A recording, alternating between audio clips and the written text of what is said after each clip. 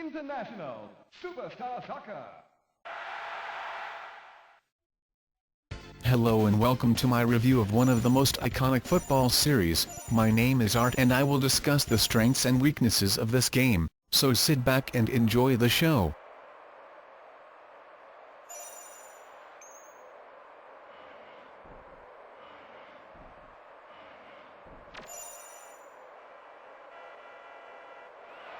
Kickoff.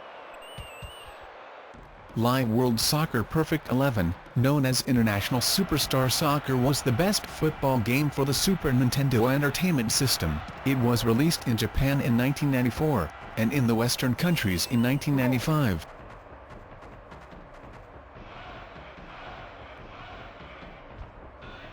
At the time it was one of the best football games around, and most certainly the best game on the 16-bit consoles. It featured an innovative arcade-style of football experience with an easy learning curve. The graphics are realistic, though in future versions of the game, like International Superstar Soccer 64, it evolves into a more cartoon-like style. At any rate, it was pleasant to the eyes and suited the game. Kickoff. There were no notable licenses to include real players, they were fictional names. Though some players were modeled after existing players, for some reason the absence of real names didn't seem to bother me when I played the game when it came out. In fact, I thought the names were pretty funny. The Dutch forward was called Koppers, which means header in English, a nice touch to a cartoon-like football game. Goal kick.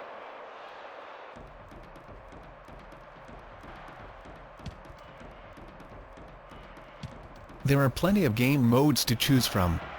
My personal favorite was Scenario, where you in most instances try to turn around the score or to preserve a lead. The longer modes like World Series are fun, but from my experience had certain issues which I will explain later.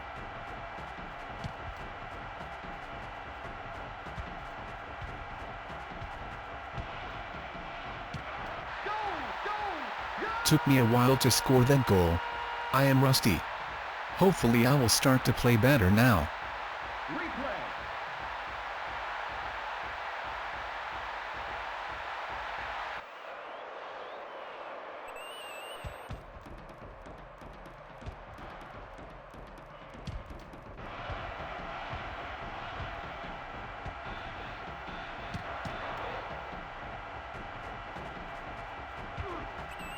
Foul.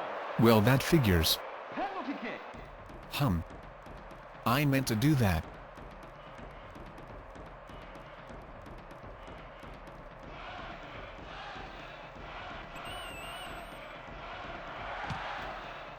Still meant to do that.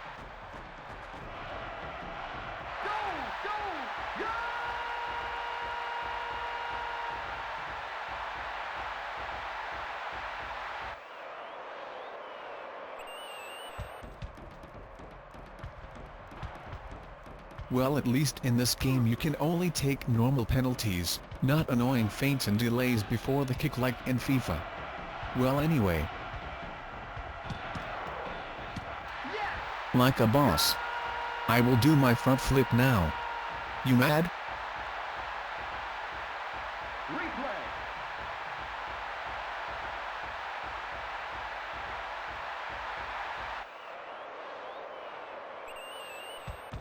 It had a variety of difficulty settings where the easiest setting is basically a sandbox, and the highest setting is suitable for those who played the game for quite a long time. Myself in the past with a few months practice could beat the highest difficulty easily. Granted, I would not try it now since I would probably get smacked down by the AI. Playing this game on the keyboard is not really my thing, it seems. Fortunately, I still have the game on my old Super Nintendo.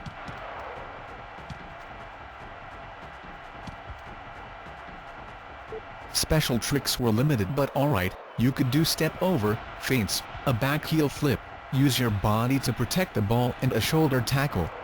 What I liked about this game is that it featured bits of humor that seemed to fit the setting. For example, when you hit the ball at the commercial boards, there was a reporter there that you could, quote, knock down, unquote. It's a shame this was removed in the deluxe version.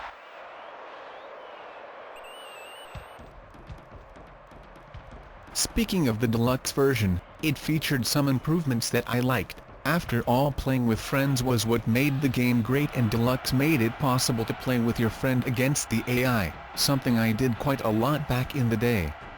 There was more commentary added in this version that emphasized the comical nature of the game.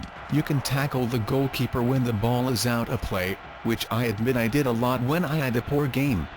Speaking of tackling goalkeepers, it is really hard to do this in modern games, isn't it?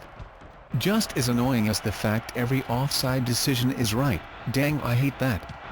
Anyway, enough of that, let's talk about the negative points of the game and series.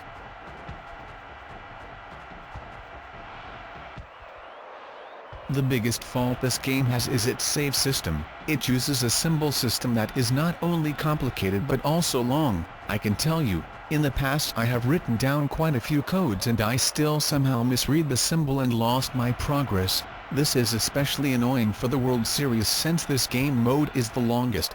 In fact, after quite a few attempts, I just gave up trying to complete the World Series. It is the only mode I never beat.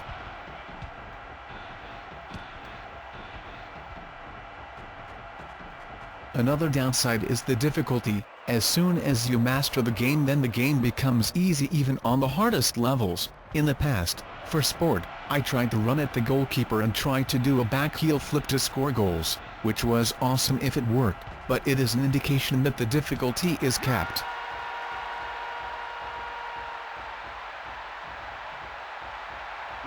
And possibly the strongest weakness was the fact that the series never progressed. As far as I know, they never bothered with licenses for real players, and their competitors rose in popularity. The last of the series I played was International Superstar Soccer 64, and it was more of the same to me. Even I had switched to the competitors, which was a shame.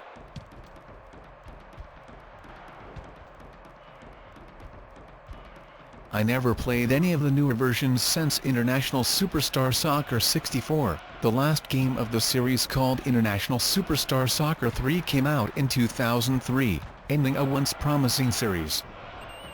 Throwing.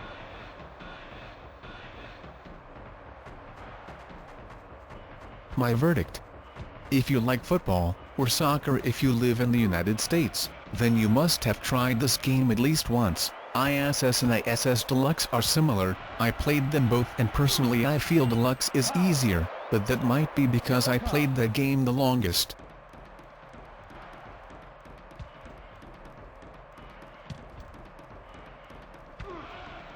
The graphics are pretty good for an old game. The difficulty settings will keep you entertained at least until you master it. The sounds is decent and the commentary, though sometimes silly, suits the game.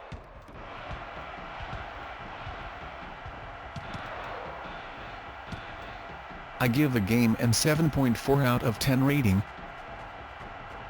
Now what are you waiting for? Go beat the World Series.